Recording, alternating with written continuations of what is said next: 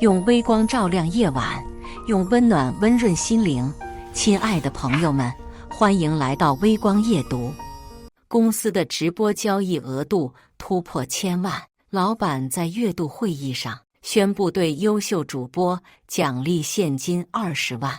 而我作为公司的头部主播，从团队初期就跟着老板，在我的各种努力下，成功将公司的直播账号做到了100万粉丝。尽管优秀主播的名单还没有出来，但是同事已经纷纷对我表示祝贺。可当宣布结果那刻，我却傻眼了。接下来开始我们本期故事，记得点击订阅并开启小铃铛。本年度的优秀主播是李楚然。听到这个名字的瞬间，我的脸不自觉抽搐一下，只因为李楚然并不是我的名字，他甚至连主播都算不上，充其量就是我直播间的一个助理。我在直播间里拼死拼活的卖货，却输给了一个在旁端茶递水的助理。面对这样的结果，还没等我说话，各位同事就开始纷纷为我打抱不平。老板，这次优秀主播的评定有问题吧？孙姐对公司的贡献，我想都不用我们多说吧。这次评选没有她的名字，实在是说不过去。这李楚然是助理职位，凭什么能评定上优秀主播？我静静坐在座位上，等着老板能给我一个合理的解释。毕竟我跟了他这么多年，我想他没有任何亏待我的理由。可是他却直接忽视了众人的议论，直截了当地表示这是公司高层的决定，容不得有任何异议。不过，鉴于孙雨涵的优秀表现，我决定临时再颁发一个进步主播奖，我以个人的名义奖励他2万元现金。说着，他就递给我2万现金。小孙，新的一年期待你更优秀的表现。我抱着手，没有去接。老板，既然你觉得小李的贡献那么大，这点钱也一起给他吧。说完，我就头也不回地出了会议室。今天我早早的就下了班，刚到家我就收到了老板发来的消息。小孙啊，我知道你心里有气，但是李楚然他家庭条件不好，他爸还等着钱治病，所以我才会把这个名额给他。顿时我只觉得一阵好笑。李楚然家庭条件好不好我不知道，我和公司的同事都知道他肯定是老板的亲戚。就算他家庭不好，凭什么拿着本属于我的奖金去资助他？我同老板一起辛苦打拼3年，从最开始的几十个粉丝到如今的100万粉丝，每一个粉丝都是拼死拼活得到的。可以毫不夸张地说，没有我这个公司早就散了。而如今老板竟然为了自家亲戚夺走属于我的利益，我顿感失望和一阵寒心。我忍不住一阵自嘲，都说过河拆桥，卸磨杀驴，现在是将我的奖金给别人，说不定哪天就直接将我赶出公司。看着那条让人心寒的短信，我淡淡的回了一句，你是老板，都听你的。其实相比于那20万的奖金，我更在意的是老板对于一个公司元老的态度。前2年公司一直没有一个很好的收益，好几位同事都因为看不到希望纷纷跳槽，最后就剩我和老板2人咬牙坚持了下来。这么多年来，为了拉到更多的赞助和流量，我几乎是拼了命。我毫不顾及形象地在网络扮演起小丑，他似乎早已忘了我们一起搀扶着熬过来的苦日子。如今流量有了，金钱有了，但是他的那颗心也早就变了。这样的老板，我竟然还对他心存期待。要是以德报怨，那何以报德？既然他不仁在先，那也就别怪我无义。这天之后，我就开启了自己的摆烂之路。要我再为老板卖命，门都没有。在之后的直播带货中，我一改往日活泼夸张的风格，我就抱着早点完成任务的心态，一到了下班时间，我就准时离开公司，绝不多待1秒钟。这天刚下班，老板就发来消息：雨涵，最近直播间的销售量怎么突然比平时少了一半？要是换做以前，我肯定会连夜总结欠缺的地方，并且给出一份详细的改进计划。但现在我连消息都懒得回，直接就将手机丢进包里，然后和闺蜜一起去美容院做保养。对于我的反常，她都不禁调侃道：今天真是太阳从西边出来，我们的工作狂最近竟然也放松下来了。我笑了笑，我这叫幡然醒悟，工作嘛，能摆烂就摆烂，赚了那么多钱，也没多少进了我的口袋。做完美容后，我们又一起去了他以前就说想去尝的那家网红餐厅，一直到半夜我才回了家。直到第2天上班时，我才不紧不慢地给老板回去一条消息。我也不知道，这天我照常准点下班，正当我要出公司大门时，老板突然将我叫住：孙雨涵，谁让你走了？我指了指公司墙上的大钟，已经下班了，为什么不能走？孙雨涵，我看你是翅膀变硬了。还有我昨天发去的消息，为什么今天你才回？你以前可不是这样的。我淡淡的看了他一眼，我又不是机器，不可能24小时都守着手机，而且下班时间之后就是个人时间，我不想处理公事，不想处理公事。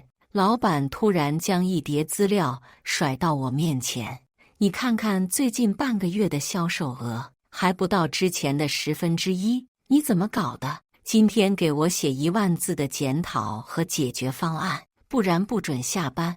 劳动法好像没有规定我有写检讨的义务吧？说完我就准备转身走，老板忽然将手中的玻璃杯往地上一扔，他歇斯底里道：老娘是公司的老板，还没有权利命令你做事了。孙雨涵，别以为你仗着有点小成绩就骄傲，只要老娘想开除你，就是一句话的事情。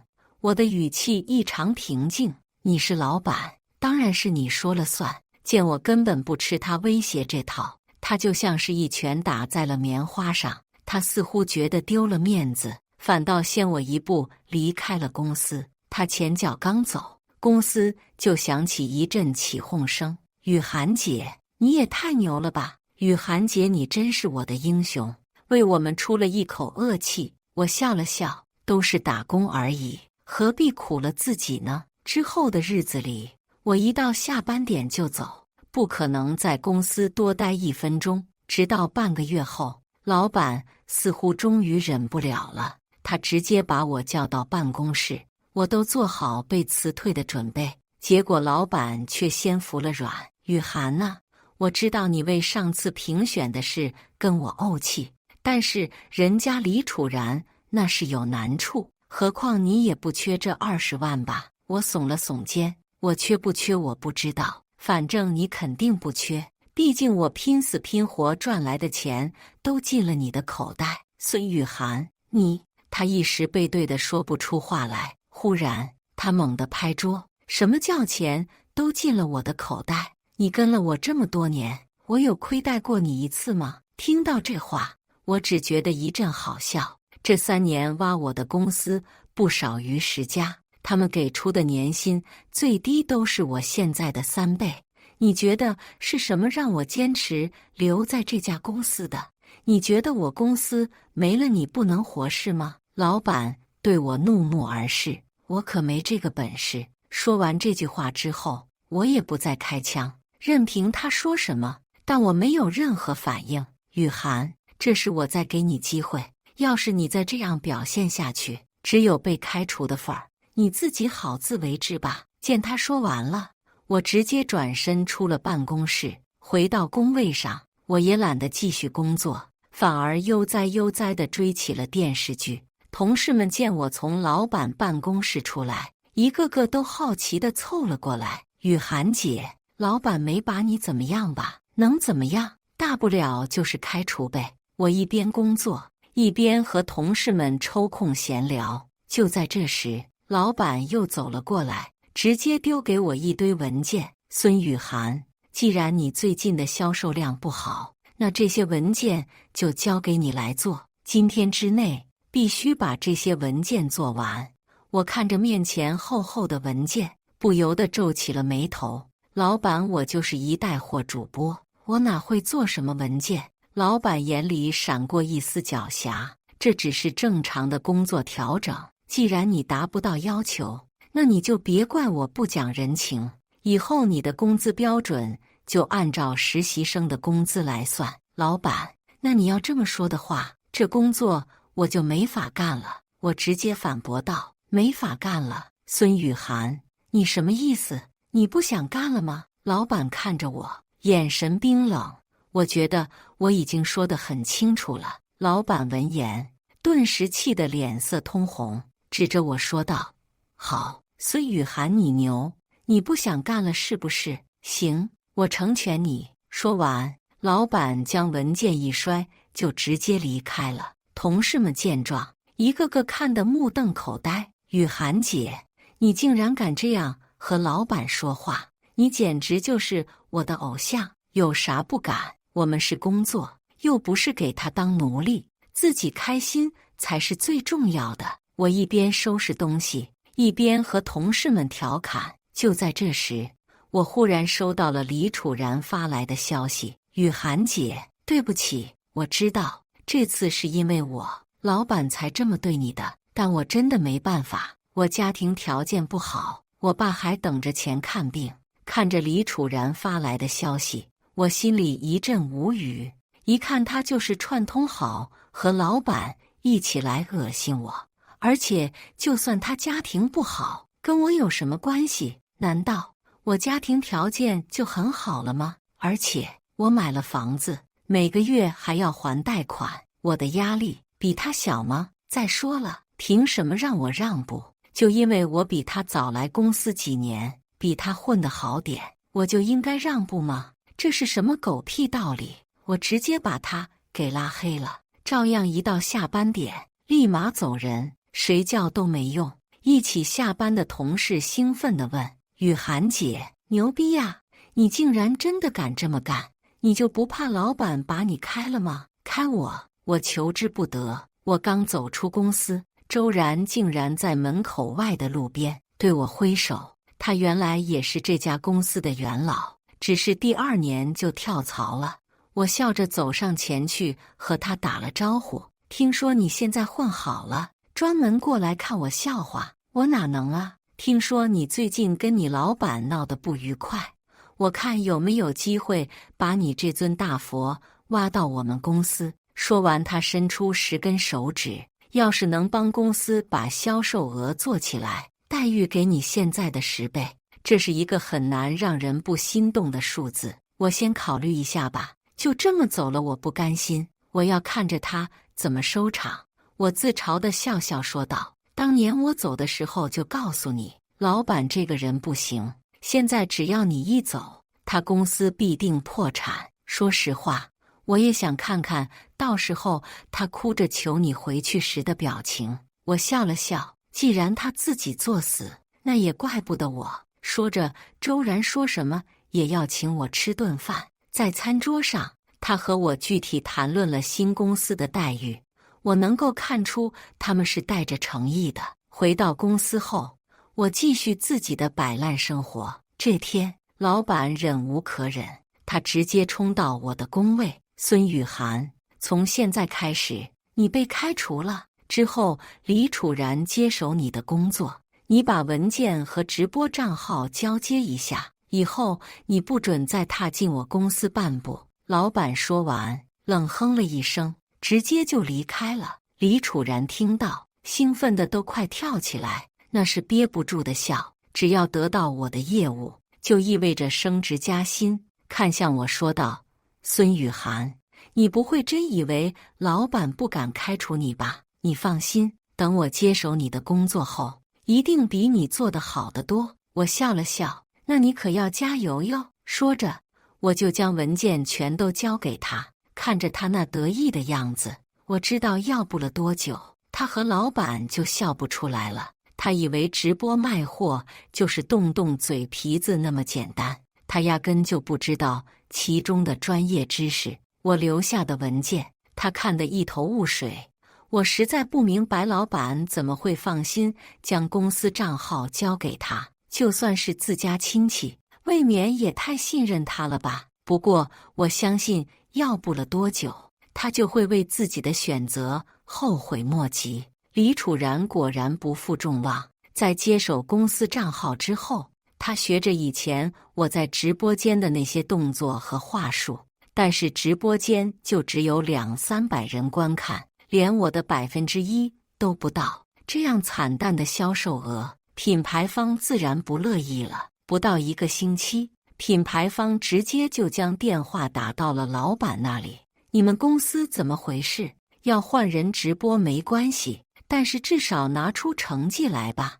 我找你们是为了赚钱，不是亏钱的。孙雨涵去哪儿了？以后我们品牌的东西只允许他销售。听完这话，老板脸黑到了极点，他连将我开除的事实都不敢跟品牌方说。雨涵她最近身体不舒服，请了一段时间的假。品牌方听到这话，直接大发雷霆。要是1周后孙雨涵不来工作，那么我们之间的合作就取消吧。说完，对方就直接挂掉了电话。不一会儿，他咬牙切齿地从办公室走了出来。李楚然听他的声音就知道他急了。李楚然还以为老板要夸他，因为他昨天卖出了100多件产品，可是他压根儿就没注意到，我每一场直播最低的销售量都是5万件。李楚然嬉笑着，丝毫没意识到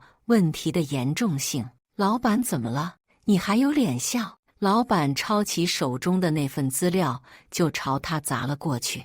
你看看你的销售量，连孙雨涵的1/10都不到，你干什么吃的？听到这个数字，李楚然一阵吃惊。1/10，那就是1万多件。他平时除了偶尔端茶递水之外，都是在一旁追剧，对于公司的事情，他压根儿就不了解。1万，老板冷笑一声，他最低的销售额都是5万，要是再这样下去，所有品牌方都会与我们取消合作，到时候别说是工作，之前那20万奖金我也要一并收回来。李楚然哭哭啼啼地捡起地上的资料，可是我已经很努力了呀，肯定是公司的其他部门出了问题。这个时候他还想着将锅甩给别人，这话直接让在场同事纷纷摆出鄙夷的神色。老板直接对道：为什么他在的时候没问题，你一接手就是各种问题？你给他当了大半年助理，连个屁都没学到。忽然李楚然又将矛头指向我，要么就是孙雨涵在暗中搞破坏，所以才……李楚然，你自己能力都不行，还怪我头上了？我是你妈妈，非要让我替你背锅？原本还在角落摸鱼的我，毫不客气的就对了回去。李楚然和老板似乎都没注意到我在公司，他俩都被我的突然出现吓了一跳。李楚然赶紧找补：雨涵姐，我不是那个意思。老板则不知廉耻的我说道：孙雨涵，你教教他，让他再跟你学习一段时间，我可以考虑再给你涨1000的工资。我连连摆手，我发现我只适合摸鱼打杂，教人的事就算了吧，我干不来。老板，你既然当初亲自把李楚然招进公司，那就说明你还是认可他的工作能力的，你得多相信他才是吧？要是你都不相信他，那不是打了自己的脸吗？我略带讥讽的一番话，直接让老板下不来台，他脸色难看极了。而且就算我肯教，这东西也不是人人能学会的。见被我质疑，李楚然不服气地反对道：你说我不行，那我就偏要做给你看。我笑了笑，我相信老板的眼光不会错，你肯定能行的。毕竟你现在的销售额都快赶上我的1/10了，还是有很大的进步空间，要好好加油哟，别辜负我的期待。说完，我就继续摸鱼去了，只留下老板和李楚然俩人在风中凌乱。我昨天让老板下不来台，我知道以他记仇的性格，肯定不会轻易放过我。果不其然，下午他进了我们的部门，他拍了拍手，以此吸引众人的注意。我宣布个事儿，从今之后，苏柔就是这个部门的主管。说完，苏柔就从工位上站起来，向着各位同事挥手示意。老板上前拍了拍他的肩膀，装作语重心长地对他说道：“柔柔啊，我相信你的能力比前任主管优秀得多，这个部门以后就交给你了。”苏柔又是点头，又是哈腰，放心吧，老板，我肯定不会辜负你的期待。说完，他又一脸得意地看向我，我眯着眼，冷冷地看着他。我没想到他原来藏得这么深。苏柔是我一手培养的，他平时都毕恭毕敬叫我师傅，没想到他也是个忘恩负义的小人。老板的这一招确实把我恶心到了。他一脸戏谑地看着我，俨然一副胜利者的姿态。但是他俩不知道，这个团队是我一手培养起来的。虽然苏柔顶替了我的位置，但是部门的其他同事可不会认可他的这个主管位置。而且我的这个职业也并不像他所想的那样轻松。在当上主管之后，他以为自己只要指挥别人干活就行了。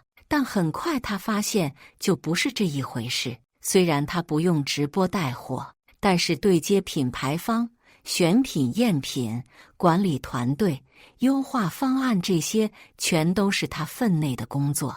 他连续通宵1周都没能将事情处理好，很快就撑不住了。这天，他不得不低声下气地来求我帮忙：“师傅，有些不懂的地方，能请你帮忙吗？事后我请你吃饭。”我看着他那2个大大的黑眼圈，觉得着实有些搞笑。有困难的时候想起我是师傅了，上周你可不是这个态度。苏柔听出我话里的不情愿，她见软的不行，于是就拿着自己主管的身份来压我。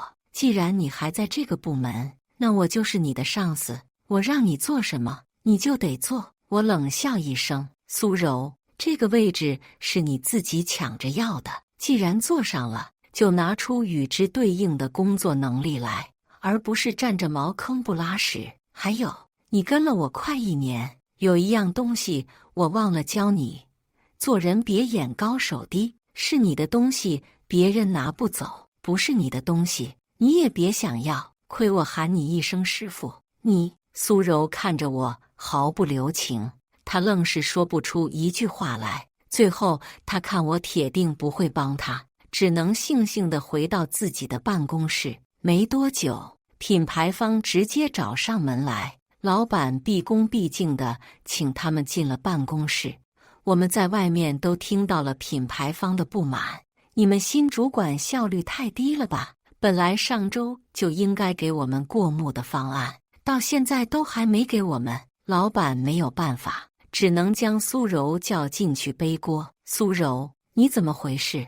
这个主管还想不想当了？你现在给他们一个准话，方案什么时候能够做好？”苏柔支支吾吾说不出话来，因为她知道这次品牌方所要求的方案已经远远超出了她的预期，所以她根本就不敢做出任何保证。还没等苏柔回话，只听到品牌方毫不客气地训斥老板：“我看就是你眼光有问题，不是什么样的人都能当主管的。孙雨涵呢？让他来和我们谈。”不一会儿，老板的秘书出来了：“雨涵姐，老板叫你。”我不紧不慢地站起身来，和他一起进了办公室。一进门，我就看着苏柔眼眶发红，她现在肯定觉得委屈极了。品牌方的负责人直接站起身来与我握手：“小孙啊，这个方案可不是什么阿猫阿狗都能做的，我们 boss 嘱咐了，必须得让你来做才行。我装作十分为难的样子，实在不好意思。现在我不是主管了，我就是一打杂的，这些业务我没权插手。负责人一阵惊讶，他实在不明白老板为什么会让一个能力远不如我的人来接手。他直接当着老板的面说道：“这项业务必须让小孙接手，否则我们就终止合作关系。”此话一出，老板瞬间急了。要是对方解除合作，那无疑会给公司带来巨大的亏损。他显然没想到，跟在我身边的2个人都扛不下重任，特别是苏柔。他原以为苏柔是我一手培养起来的，很快就能接手我的工作。但是事情并不像他想象中的那么简单。但毕竟他之前放下狠话，自然还是不愿向我低头。他只能再三安抚品牌方，希望能够再给苏柔一次机会。最后，对方勉强答应，给了他1周的时间。品牌方的人离开后，老板就将苏柔以及整个部门叫去开会，而我则照常一样准点下班，尽情享受自己的私人时间。老板和整个部门通宵了3天。每天都能听到会议室传来的争吵声，这在以前可是从没发生过的。部门的同事暗暗向我吐槽：“雨涵姐，要是你在就好了，哪里会像现在这样？”这3天发去的2版方案，品牌方都不认可。眼见离规定时间越来越近，这天苏柔怒气冲冲走到我面前，随手将一份文件丢到我桌上，明天之前做好给我，然后和我一起去见品牌方。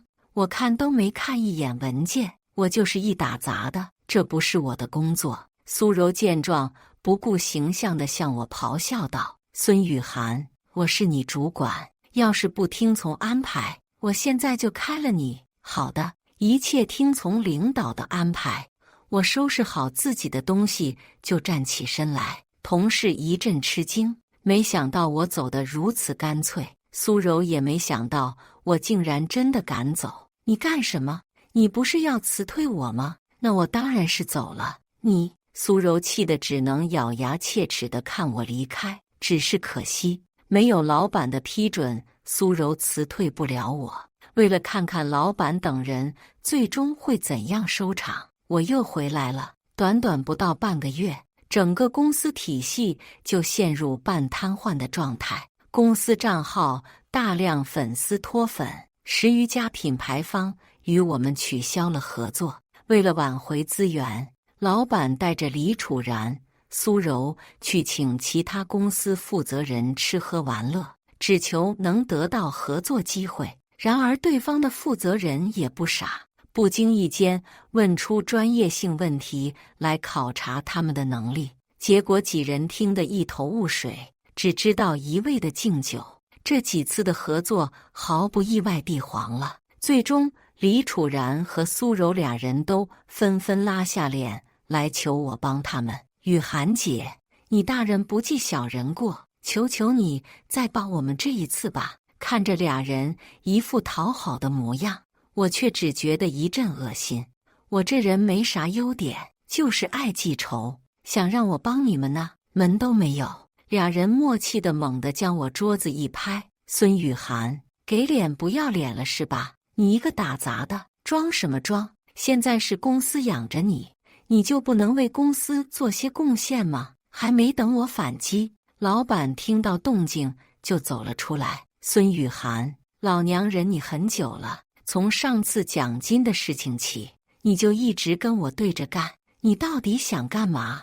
你别以为我把你留在公司就是不敢开除你，从现在起，你被炒了，赶紧收拾东西给我滚蛋！”我笑了笑，不紧不慢地伸了个懒腰，这摸鱼的日子也过够了，是该准备走了。对了，老板记得是你主动辞退我的，要给赔偿金哟。他们3人的表情就像是吃了苍蝇一样难受。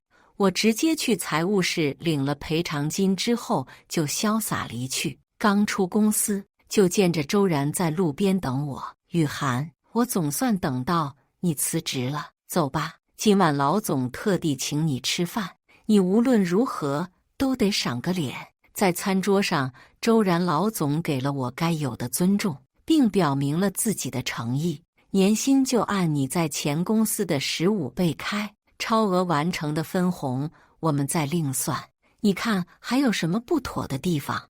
我让小周将合同改完之后再发给你，我很满意。端起酒杯，我们的合作也算是初步达成。送我回去的路上，周然的情绪似乎比我还激动。有你的加入，我们公司就是如虎添翼。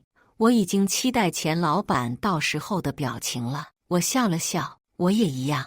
我入职周然的公司之后，前公司的账号粉丝以及品牌方全部被我吸引到了新公司。我直播完的第一天，新公司账号的粉丝就达到80多万，直播间的销售额也是再创新高，1000万。前公司同事发来祝贺的消息，他说钱老板的表情就像是吃了屎一样。说着，他还发来他偷拍的照片。看着钱老板那丧家之犬的表情，我心中畅快极了。